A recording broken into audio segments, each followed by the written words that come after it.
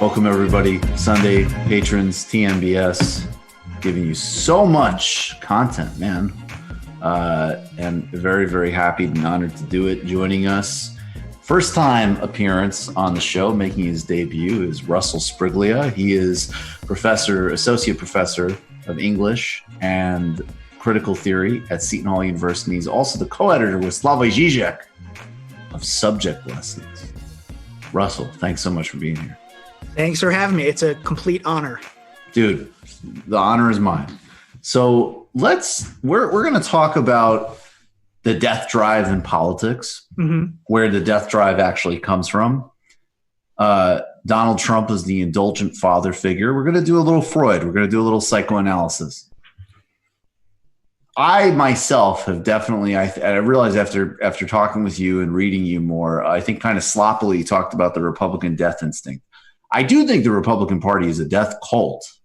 I do think it is quite literally a murderous enactment of ideology. And obviously there's a lot of gradations on murder, because obviously U.S. empire as a whole is that, and that implicates, everybody, besides Trump. But Trump specifically, the savagery is exemplified by kidnapping children as an example. But you made a really compelling case that in some ways when we use death drive to talk about the just sort of aggressive, transparent avarice of the Republican Party, we're giving them too much credit because it's not actually subconscious or complicated at all. And we're missing where the real total death of imagination and death drive is coming from, which is, of course, the Joe Biden zone.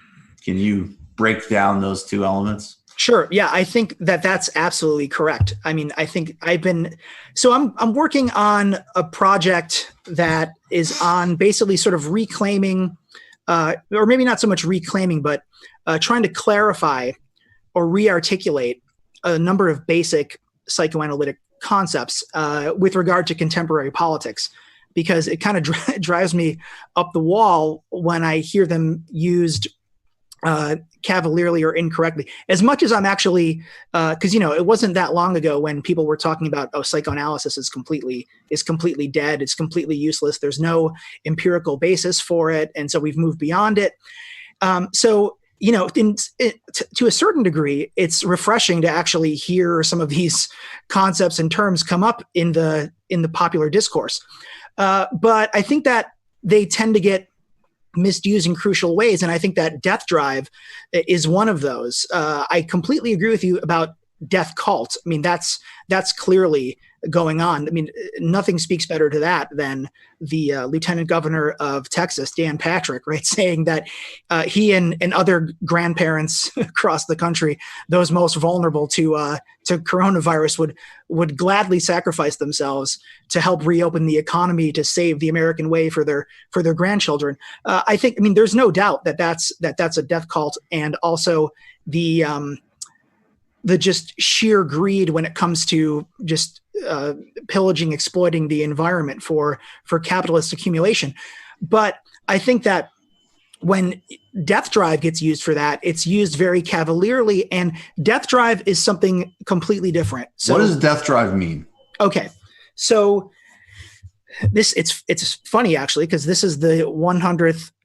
2020 is the 100th anniversary of Freud's text Beyond the Pleasure Principle, in which he first theorized death drive. And it comes up in that book. There are two things in that book. He starts off by talking about the compulsion to repeat, or repetition compulsion, in the first few chapters, and then he moves on to death drive. And people tend to think that those two things are disarticulated, that he starts off with compulsion to repeat, he's done with that, okay, now let's move to death drive. But really, I think what Freud wants to say is that these two things are the same, that death drive is this unconscious repetition compulsion, the compulsion to repeat the unconscious compulsion to repeat actions or behaviors that lead to a sort of self-sabotaging. So he gives examples of this, like a woman who marries 3 husbands in a row, all of them fall ill, and then she has to nurse them on their deathbed, or the mentor who brings up these proteges, and then they all turn their backs on him or disavow him and disown him in the same way.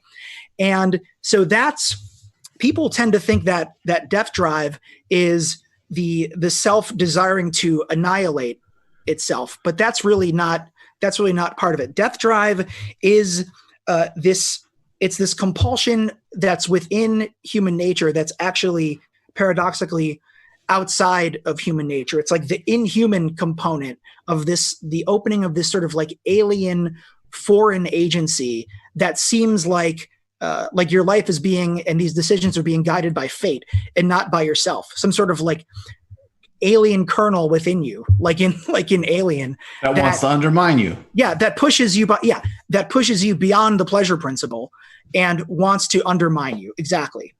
Okay, so to get back to our Republicans and Democrats, so the Republicans of the world, and we'll talk about the kind of the humor of Trump and so on, but Trump is. I mean, it's to the point. It really is overdetermined. I mean, what more can you say about him? Just a full expression of greed, narcissism. I mean, just this sort of all-encompassing. I think right as we were about to record, I couldn't even look at it, but I'm recording this on a Thursday, I believe. I think in the latest press conference, after the chloroquine thing this died down, I think he just suggested that you should maybe check out like home cleaning solvents or something. I mean, just the guy is just like. If you have any Tide Pods around, those might work as well. I mean, he's just a fucking asshole. If we could just simplify it, right? He's just a relentless fucking asshole. And so, yes, Republican death cult. But in general, actually, this is a group of people. It's not just Trump. It's right. It's obviously Mitch McConnell. It's people who quite overtly and quite in front of everybody's faces want to damage tens of millions of lives, gut the environment. It just is what it is. Yeah. This death drive, though, how does it manifest in the ideology of quote unquote believing the science, but then the practice of doing nothing about it? If we're talking about ecological collapse, like how is that the death drive? And by the way, and what is the psychic payoff connected to that with somebody saying like it? I'll stop in a second, but I want to like draw a medical analogy. It almost seems like, Trump, it's great. I eat fish fillets and I don't exercise, which means that my energy is better and I'm the most handsome, fit person in the history of the universe. And then it's like, somebody else is saying like, well, I really listen to, I have an understanding of what would be best. I really think it's true. You should exercise every day. You should get some sunlight, whatever. Don't do any of those things. I'm smoking 4 packs, but I accept the science. I mean, this is the David Feldman. I'm for everything they want, as long as they don't want to unionize or raise my taxes. Right. It's right. Well, I think that to your first point about Trump, the Democratic Party likes to pretend that Trump was somebody who just fell out of the sky and that this is entirely new, as though, and this is part of this kind of very brief nostalgia for back under Obama, when apparently things were just fine and there wasn't any Republican obstructionism or exploitation of the environment or attempts to roll away environmental regulations. So the use of the fixation on Trump and the critique and the pointing out how obscene and how awful Trump is a nice way of actually disavowing the fact that there's little to no policy behind what the Democratic Party has had to offer. So I think that's part of it. And then B, I think the other part of it, and it speaks to the whole thing with coronavirus as well. Believe in science, or believe the scientists. Leave it up to doctors. And Joe Biden has said that in a number of his appearances, those virtual appearances that he's been doing. But it's not a policy prescription. And Michael, I know you've said this on TMBS and on Majority Report that essentially, yes, these protests are clearly astroturfed to a certain degree, but we shouldn't kid ourselves and dismiss the fact that there probably are people at these protests who the Democratic Party has given them little to nothing as by way of support. And so, of course, again, as top down as a lot of these protests are, there's nothing there other than believe the science and believe scientists, which is another form of sort of giving up. But I think that with regard to death drive, this is where the Democratic Party actually provides a better example. Zizek, he said this a number of times. He told me this as well, that he had 3 or 4 publishers come up to him and ask him to write a book on Trump and psychoanalysis. And his response was, why? Trump is a complete, A, he's a complete vulgarity, but B, it's not like he's anything new. He's just a symptom of a larger failure on the part of the left. But also, he said, and I think he's absolutely right, that if you want to do some interesting work on psychoanalyzing politics, the Democratic Party and the center left is far more fruitful. And so when I hear people talk about the Republican Party and their policies on climate, et cetera, on healthcare, that's a death drive. I think that if you look at what the Democrats are offering, if you look at the pattern that we've seen, Obama, even though he ended up being a sort of textbook neoliberal once he was in office, at least ran on hope and change and something different. But in recent history, you have John Kerry, you have Hillary Clinton, and now you have Joe Biden. These people who are the most electable, right? I mean, the gap between people saying in exit polling, the vast majority of support or the plurality of support for Bernie's program and Bernie's policies, but then everyone votes for Biden because he can beat Trump. And that, I think, is if you look at that alongside these examples of repetition compulsion that Freud gives you, the Democratic Party is doing it again. There's a sort of self-undermining where in actually trying to meet the goal or to trying to meet the goal of defeating Trump, they've actually nominated all but nominated the person out of the entire field who is the most problematic and the least likely and the least effective going into this election. It's funny. I mean, I don't know if a couple of years ago, I would think, unfortunately, frankly, Biden would actually be a hell of a pick. Or just as far as sort of running an election right. In the kind of like very basic, like, oh, this guy, slap you on the back type of, run a sort of normie campaign, which I think is appealing to most voters still. But so then, okay, can you put this in relationship with, because this to me is kind of like, all right, so we already have like, okay, the Democratic Party does this because they're controlled by corporate interests. Mm-hmm. The Democratic voters succumb to this because there's actually this great graph of basically like you can understand the reason Trump was able to do this with Republicans and Sanders wasn't able to do it as purely a metric of, Republicans don't care or trust mainstream media. No. Now, again, it doesn't mean that this is always a pre and a post. We want to go to better, but look, they don't trust legacy media institutions, and legacy media institutions are garbage. And so, but a lot of Democrats do. so that when they run, a relentless propaganda campaign against Sanders and demonize his supporters and him and his supporters is a different thing. So just those are really well-trodden territory that we definitely don't need to get into again. But what specifically about the death drive adds the subconscious layer to those dynamics we're really familiar with? Well, I think, if I can sort of turn it or reframe it a little bit. Yeah. I think that what people don't tend to understand, people hesitate to say on the left, let's say left of center, there's very little understanding of the appeal of Trump.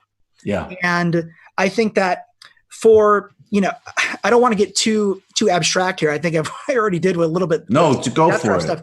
But we can trust the patrons. The patrons of TNBS, or they're top notch. The death drive arises or is a response to this sort of ontological, at least lack at the level of being. And what comes to fill that, and this is more moving. Right, wait, explain lack at the level of being. You are going to need to tease that one out. Yeah. So this is where, so I'm more of a Lacanian than a Freudian, which if you're a Lacanian, you are a Freudian, but for just Lacan, means you're doing more of a tremendous job. Yeah. Freud was good, but Lacan, he came in, it was beautiful. And he, frankly, many people say he took it to a whole other level. Well, he had the French wine. So that was the difference. Right, exactly. So maybe it was the French wine, but I don't know. That's a really good Trump formulation. It's like, yeah. Some say it was the Elise, but I don't know.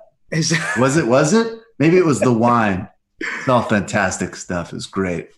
It's all great. It's all huge. It's great. It's fantastic. Terrific. So for Lacan, when we enter the symbolic realm, which is essentially the realm of the everyday of language, right. He talks about this in terms of signifiers. In order to be subjectivized, to become a subject, and to participate in everyday life, you become barred or castrated. You give this sort of plenitude up, and to become interpolated as Lacan would put it, or this sort of like Althusserian jargon. But so can I just say, because I just want to track it. So is this sort of like, if you want to, I'm going to make it super simplified. Yeah, please. Okay, go to if you want to go to some type of waspy restaurant, you are going to need to know the table manners. Exactly. Yeah. And so, but your natural instinct is, I want to actually be really clear here, because I actually hate the implications of the idea. Like, natural instinct doesn't mean that you want to be like disgusting, like you're going to go and throw up on the table or something like that. But you might not follow these ultra ritualized forms. You might let your body be a little bit more relaxed. You might, say, hey, could you pass whatever, but if you want to go to like, let's keep in this idea, like, some type of, breakfast at Wimbledon, 1960, you're not going, you have to be extremely regimented in your physical and speech acts in order to do it. So is that what he's talking about? You need the crest on the jacket. Yeah. Right. Okay. Right. Got it. So you lose something, and then this leads to this sort of lack that you try to fill with various types of objects. But for Lacan, you find out that if and when you get that object, you find out that wasn't it. Nothing is ever it. So like an example here would be like a kid around the holidays. You want that toy, or what is the object of your desire that you think is going to satiate you or fulfill you once you get it. And then you get it and you play with it for, 48 hours, and then you realize that wasn't it. You still lack. And so that generates a kind of this steers you beyond the pleasure principle for Lacan. And he calls it the fancy French term for this is jouissance, but it's traumatic. It's a traumatic enjoyment. And I think that along with the sort of like what dovetails with the trust the scientists, or, I believe the science, trust the doctors, is that facts are going to be enough to change people's mind. And Delusional. it's not how politics works. Right. It works much more at this affective level. And that's what many of the critiques of Trump don't seem to get. Even when psychoanalysis is used like in center left outlets, it's kind of a cheap moralism, and that's not psychoanalysis. And so what Trump has been able to do is, and this is another thing that I'm planning to write about in this project, is aside from the misuse of death drive, you'll read and see this all over cable news, more so when Trump was first elected and leading up to his election, that Trump is the id, that he's Right. the representative of our collective sort of deepest, darkest, most hideous desires. But Trump is actually, Freud, for one, said that the id is intimately connected to the superego, and the superego is an agency, and Lacan fleshes this out a bit, that bombards you with the imperative to enjoy. And what Trump has been able to do is to tell his base, your enjoyment has been stolen by these liberals, by these immigrants who are, stealing your jobs, as he says. So just real quick, I'm sorry to stop the flow, but that's a different. So super ego in the popular imagination is the idea. The super ego. So the kind of pop version of Freud is that that your id. And I think this also is not exactly a correct representation of Freud. And I think actually even people like Wilhelm Reich took this in other much more interesting directions. But okay, so id is like if it was just your id, you would just be like living a Grand Theft Auto video, Grand Theft Auto game. Like all you want to do is just, whatever, have sex, kill people, whatever the fuck. Then you got your ego, sort of a mediating kind of agency. And then, as I've heard it in pop culture discourse, that superego is almost like the Spockification, that when you're really, but that's not correct because superego is also connected with id through this seeking of pleasure. Right. Well, superego, and you get this there are a number of think pieces where, in claiming that Trump is the id, that his critics are the superego, because in Freud, superego is kind of the moral agency. The voice, Freud says in Beyond the Pleasure Principle, of thou shalt not. It's the father who sets the rules, who sets the boundaries, establishes the law. But Lacan makes this great point where he says that the law is only established so as to be transgressed. And so the thou shalt not is sort of always along with it this thou shalt. And so like this bombardment to enjoy, that you're guilty not for not enjoying, for being you're guilty for being an ascetic, basically, for not being hedonistic enough. And so but enjoyment is always this, in politics. Zizek talks about this in his book, Tearing with the Negative, that enjoyment is something that you can think that you had that was stolen by the other. And so by and for those on the right and Trumpists, like, Mexican immigrants or Muslim refugees or politically correct liberals. And so Trump is able to appeal to these people because he's the primal father who's allowed to enjoy without repercussion. And I actually heard something. Yeah. I heard something really funny the other day, and I'll try to protect who it was, but someone close to me was telling me about some some people in another family that she's close to, and these guys, you realize these, and in fact, I will say actually these guys are much more self-made than Trump, frankly. But they've got some elements of sort of garish millionaire kind of whatever.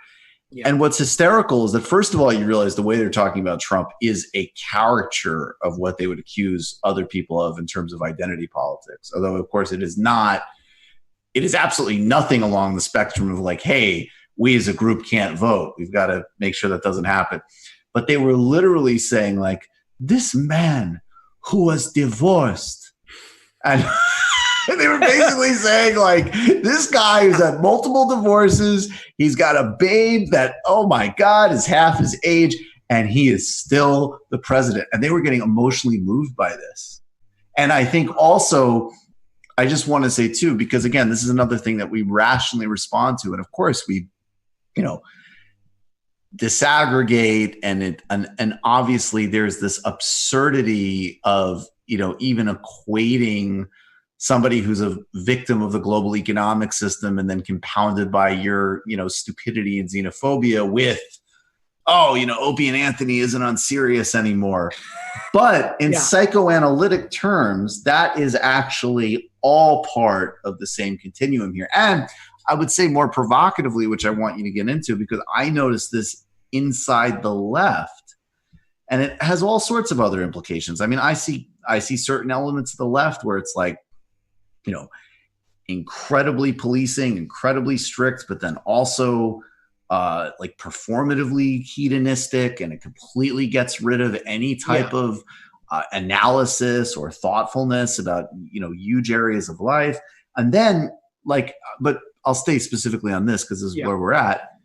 The difference between people who, and I don't have to keep saying the caveat that we deplore Trump on this. The audience is way too smart for that. But the people who are able to quite easily see that obviously the guy is incredibly funny, and there's plenty of moments where he is just doing like the 1980s movie kind of like, dude, you asked for the fucking mustard at the nice restaurant, and it's funny and it's dumb and it's juvenile, but it lets one loose. Like the models one that I just can't get over. I mean, I don't deal with the models, at least not this kind of a model.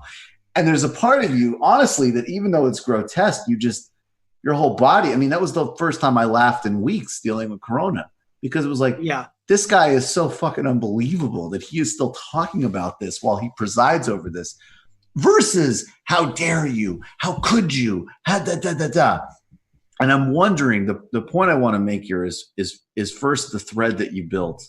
And I'm sorry I'm going on too much, but no, it's fine. It's important to understand that what in the realm of objectivity are ludicrous things to equate could be playing to the same psychological signals. And also, as a left, I feel like a very basic difference is, do you find Trump funny or not?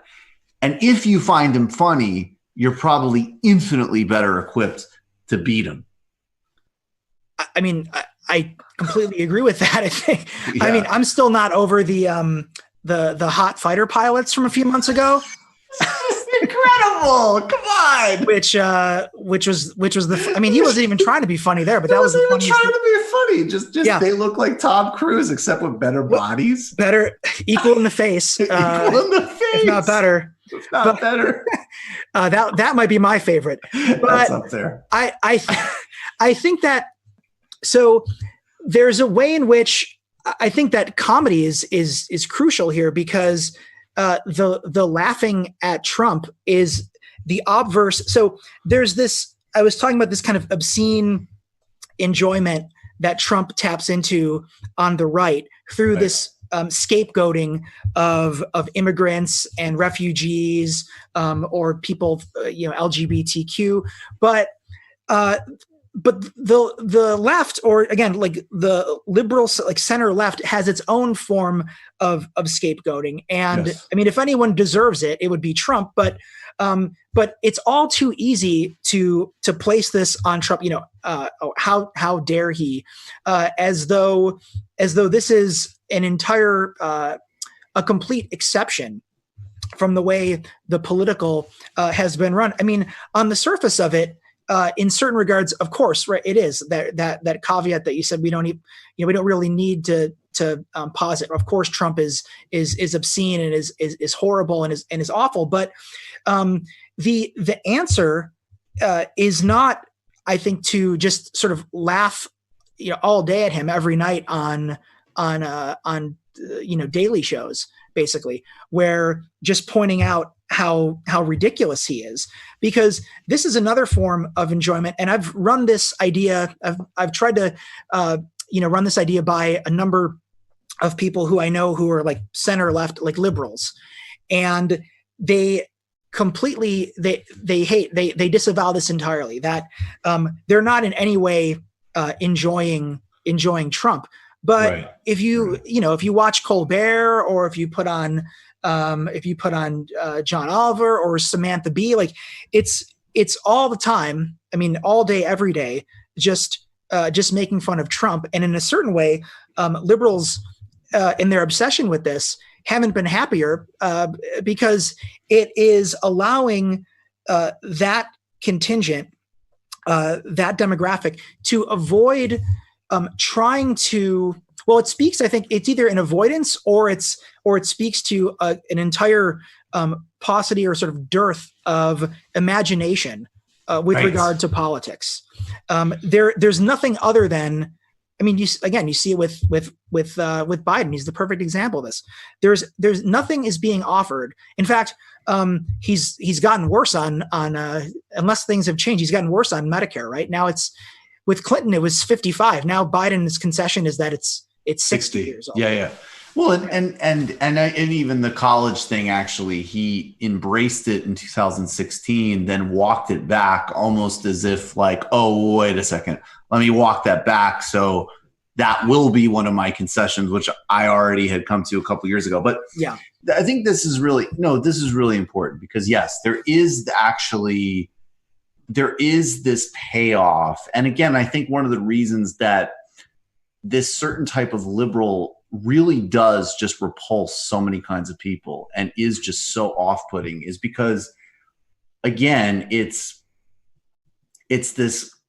I'd like to interrogate the phrase "how dare he" actually in a second, because as I keep saying, like he and they dare all the time. So I don't even understand. Like, in order for that to be operative, there has to at least be the theoretical possibility that anything is surprising. So just that as like a rote repetition is annoying and useless. But at any rate, when they're simultaneously saying this is so terrible, this is so disgusting, and then all of their content is, oh, he's stupid, yada yada yada.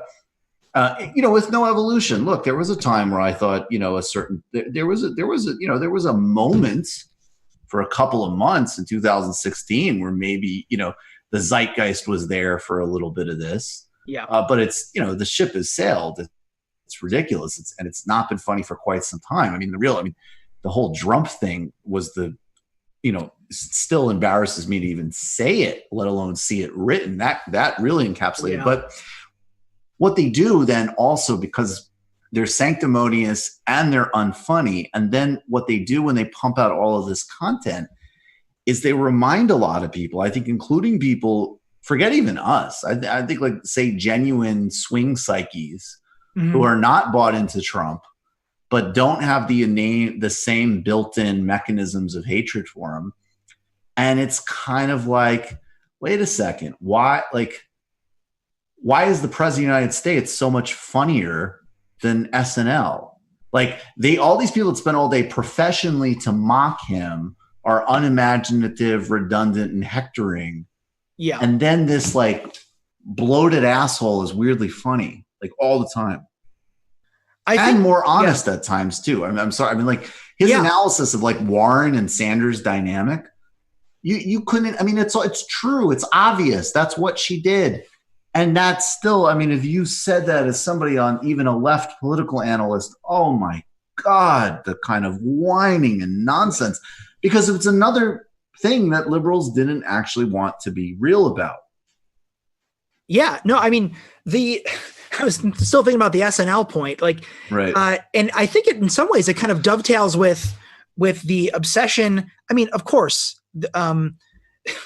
factual data is important, but the obsession with just pointing out the way in which Trump contradicts himself or lies, and the way in which the administration entirely either disregards facts or posits alternative facts. I think that's kind of a piece with.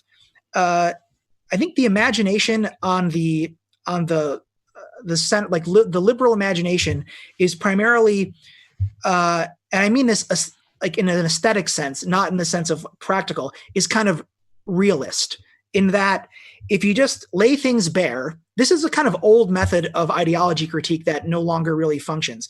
That right. If you just, this is why, so of course I consider myself a Marxist because I think that Marx's analysis of and critique of capital has yet to be surpassed.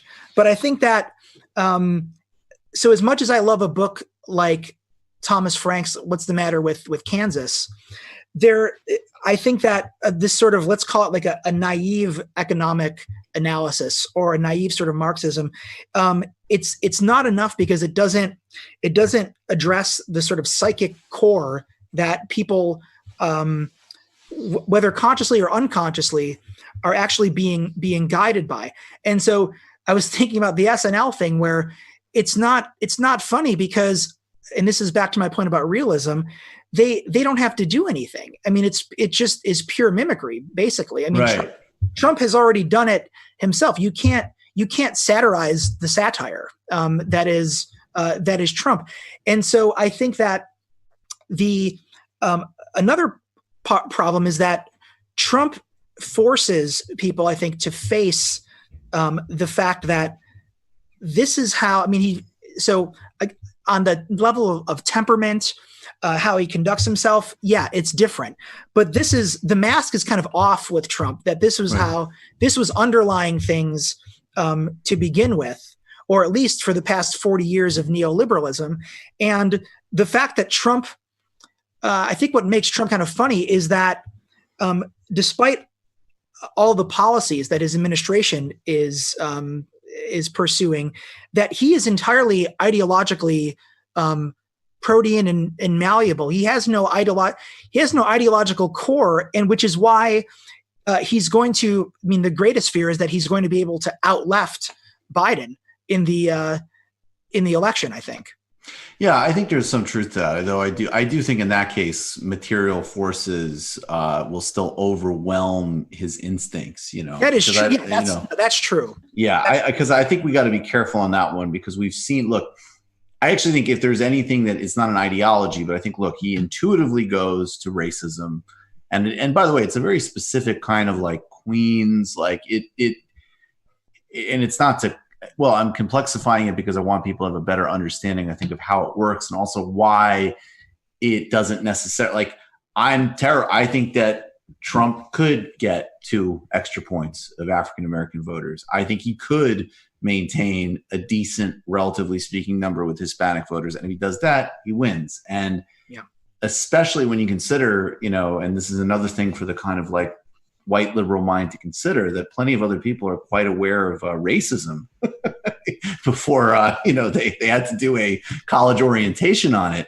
That some of the ways in which Trump plays it are disgusting and repulsive, but like expected. And I think, but anyway, do you think? And I'll get really provocative here. I mean, do you think for some people, do you think that the right wing has a better intuitive understanding of this game of persuasion? And look, I want to keep saying that 100%. I do think if you really simplify it and do it in a no bullshit way, you do it in a Lula way, you do it in an Adolf Reed way, that enormously simple, very grounded, no bullshit materialist appeals, I think, are profoundly powerful and exactly what we need to do. Yeah. But if you're not going to do that, and obviously the professional managerial class types are not going to do that, you're going to start playing more in the realm of PR and narrative. Is it that the right wing is more at home in selling big capitalist dreams and also the language of religion? that makes them so much better at this stuff?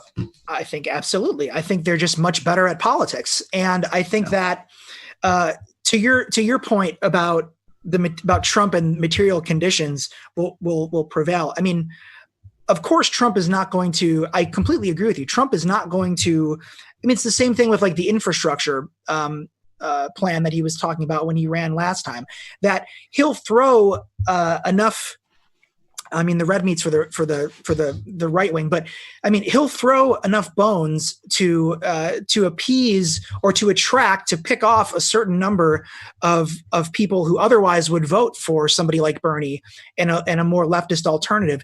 And then when he gets in there, of course, he's not going to do any of it because he's going to be overruled by, or he'll be brought back into line. He'll check in with Tucker Carlson and he'll tell him, no, you don't want to, or Hannity, no, you don't want to do that. But the right is just so much better at playing this game. And I think that, we have Nancy Pelosi and Chuck Schumer. And as we know, Chuck Schumer, his subconscious fantasy life is just as boring as he is. Do you know that about that, Russ? No. He literally has, and people should look it up. I think they're called the Joneses. He said this in a profile years ago, that in his head, there's a couple from Massapequa who earn like combined income of like 120 grand a year. So like he's really gone into specs to make them as like suburban middle class, like everything imaginable, but they're fake people. They're in his head. The voters, you mean the voters that we were going to pick up in 2016 for basically, and he checks in with them.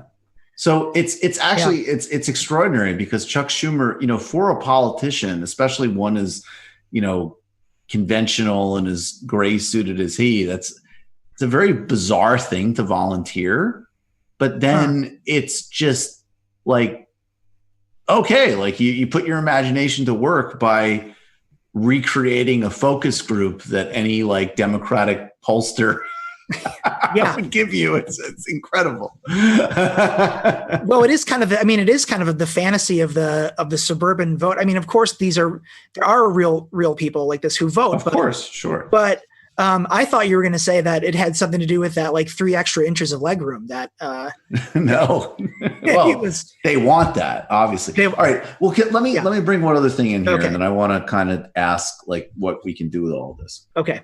So obviously, this is a really, really, really, really tall order, but I'm still high off of just interviewing Cornel West. He's one of my heroes. Yeah.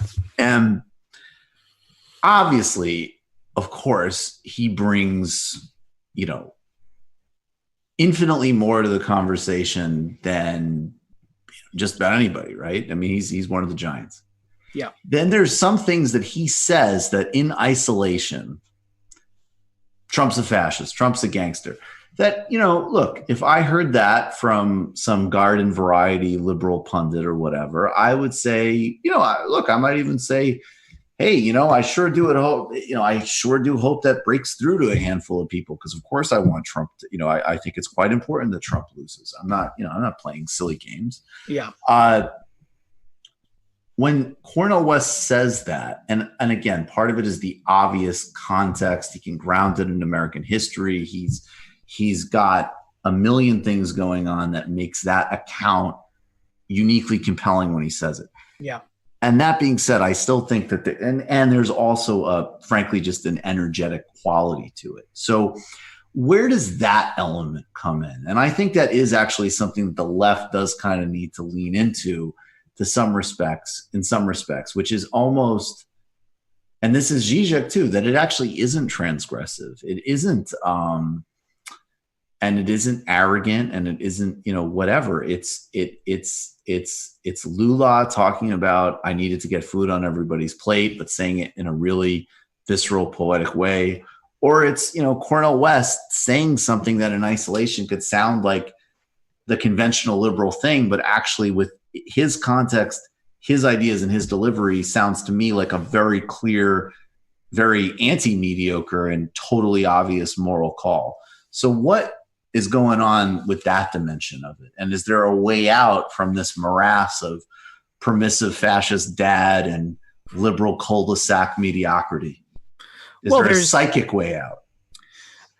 First of all, there's style behind that, and I think that again, it's kind of, feeling and like affect. That's the realm of the aesthetic. Yeah. It's part of the political, but that seems to be entirely. I mean, aside from like, comments about practicing self-care, which whenever you hear that, it doesn't mean what was originally intended to mean. But there is kind of, it's a good question, because I think that it has something to do with political correctness, and it has something to do, which again, there's a way in which these things can be conflated. If you say that or oversimplified, if you say that political correctness can be harmful in certain ways, then you'll just be immediately equated with I don't know, somebody on like the IDW or something. But we need to get rid of that shit. I mean, we don't have the time for that kind of fucking bullshit. I mean, people have to understand that if, just specifically, if you're saying this on that platform, then it does not mean what the IDW is saying. We got to have that basic rigor. Yeah. Well, this is kind of, I don't want to sound kind of naive about this. These are like naive sort of simplistic terms, but there's an authenticity behind it when somebody like Cornel West says it, and somebody who's, just left of center who preaches this and then goes on to do the exact opposite, or has no plan for it completely disavows or completely rejects the Green New Deal or Medicare for all. And I think the Cairns Act, everything, you see it there, that the liberals are very good. I think Adolf Reed points this out, are very good at mastering that language. Right. But then it doesn't translate to actual material action, because it's the discourse itself that is being repeated, that's being dominated, or not being dominated, that is coming to dominate. And so it's prescribing, or it's prescribing is not the right term. It's hampering the ability to actually think of something new. And this is something that, Zizek and Frederick Jameson go back and forth attributing it to one another. And I think, but it's just as true of many on the left as it is on the right, that it's easier for us to imagine the end of the world than it is the end of capitalism, or even a modest adjustment to capitalism, because you see how quickly the Democratic Party elites like united behind Biden when it looked as though Bernie had a very real chance of clinching the nomination. Right. Yeah. No, and I think more generally, I mean, again, you see this, and this is another reason. I mean, I've been, and I'll just say, I've always look, I don't care to endlessly talk about cancel culture or whatever. And in fact, we don't. But I mean, it would be great to never talk about it. And in order for it to not talk about this stuff, we need to, it needs to stop. And it needs to be replaced with something that is both infinitely more open and mature and redemptive, but and frankly just that dynamic. And I think that's also another contradiction that comes into play too, when we realize that, and in a way it was easier actually, I think, when some of these memes back in like the science stuff, trust the science, believe the facts, yada yada yada. In some ways it was easier. It still was pretty ineffective at the end of the day, but in the George W. Bush era, like, you're still going up against a very, and the Republicans said we're in the reality creation business. I think that's a quote that is from Karl Rove. It's unattributed, but a lot of the reporting suggests he said that. But there still was something that they were still playing by enough traditional rules that pointing out all the ways in which they were lying or incompetent had a certain value to it. But in today's world, it's kind of it's this bizarre mashup, because on a political and material and moral level, the Republicans and Trump are every single thing the liberals say about them. But then on the other hand, when you start to say, and we're the ones who want this kind of like dynamic, open, rigorous society, but you're in practice on a cultural level, you're more rote and repetitive and redundant than Trump appears to be. Yeah. That is very problematic signal to send, because he seems, and I think, you're missing obviously that he's psychopathic, but, he seems more fluid. Like, Nancy Pelosi, like, he's not going to follow through on it, but Nancy Pelosi, it's like, oh my God, we're going to do Cobra. We're going to do all this endless fucking bullshit. And then Trump will just out of nowhere will just say like, well, I heard about that and that just doesn't seem fair. So we're going to cover everybody. Exactly. I mean, that's the flex that there it is. I don't understand why it's so hard it shouldn't be this easy to let Trump and much smarter people on the right outflank you on the left in that way. Again, back to your earlier point, nothing will materially come of this, or not that those sort of more leftist ideas that Trump just sort of floats will not come to fruition, but he offers it at least, or he just sort of cavalierly throws it out there. And, meanwhile we have, aside from the actual, like the whole, I know that you covered it, or Sam covered this, I think, but the whole ice cream gate with Nancy Pelosi, but she does say at one point there about the figure, how much they wanted, what 1 point, or what, I forget what the $1 trillion was, and she was like, she bragged about cutting the figure. Yep. Yeah, and then showed her stock. I mean, the marriage to it's, you have to sort of respect on some level the commitment to austerity politics in the midst of a pandemic. I mean, austerity is a hell of a drug apparently, but I just